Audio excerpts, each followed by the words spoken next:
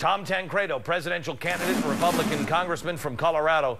Congressman, I don't even understand this. Are they not a private company, and do they not have the right to say, everybody here speaks English? We should be giving them a medal for doing so. That's the way we should be treating this. Of course they have the right to say so, and of course it's an important thing to do from a variety of standpoints. You started out by saying, we all have a right to disagree about these things. Certainly that's true. In what language? If we don't speak the same language, then our disagreements aren't really understood by anybody, are they, in the other side of this thing? A language is what holds a country together. It is the glue that binds a country together, especially a country like the United States that is so diverse, that has so many people coming from so many places.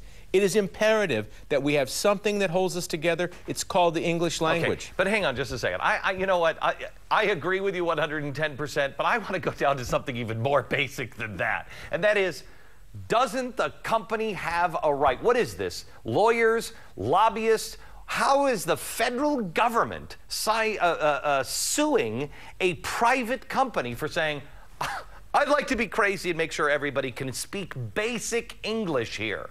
Well, of course, the federal government has come down on lots of private companies, and that's what OSHA is all about, and EEOC. It's all to regulate private business in America. It isn't just public corporations that are, it isn't just the government that is ruled or governed by OSHA. It's every corporation in America, every single business in America. And unfortunately, we don't require anybody to learn Latin anymore. Otherwise, we would understand e pluribus unum and what it means. Yes. Today, you met with prison officials this morning on Campion and Ramos, did you not? I talked with them on the phone, yes. Okay, what happened there?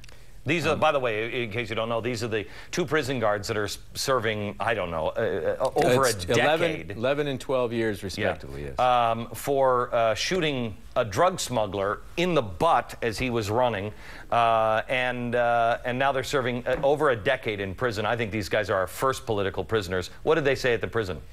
Well, what we were talking about is how we could actually get one of them in particular, Mr. Ramos, out of the situation he's in, which is, unfortunately, solitary confinement for his own safety. He's in solitary confinement. He was the one who was, you may recall, he was beaten very severely by other prisoners at the Yazoo City facility. Why are they in these maximum security prisons? Why aren't they at least in, some country club prison? Well, that's exactly what I'm trying to do, is to get him moved from that environment to a minimum security facility where the population is quite different.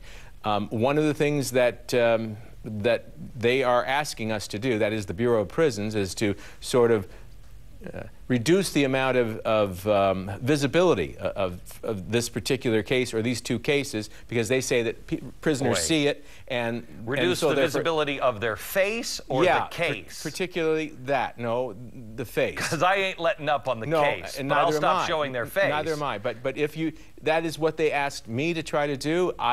I've talked to your producers. Do you believe that, or is that an agenda? Do you believe that would be helpful? What can I tell you? It's at least a promise they've made to me to go ahead and try. I tell you what. I'm not going to say no to it. Congressman, here's what I'm going to do. I'm going to go ahead and I'll stop showing these two guys' face on television. But you know what I'm going to do? I'm going to show the other people that are involved in this, and I believe it is Bush and Johnny Sutton. There you go. You go right at it, buddy. Right. That sounds great to me. Thanks a lot, Congressman. I appreciate it.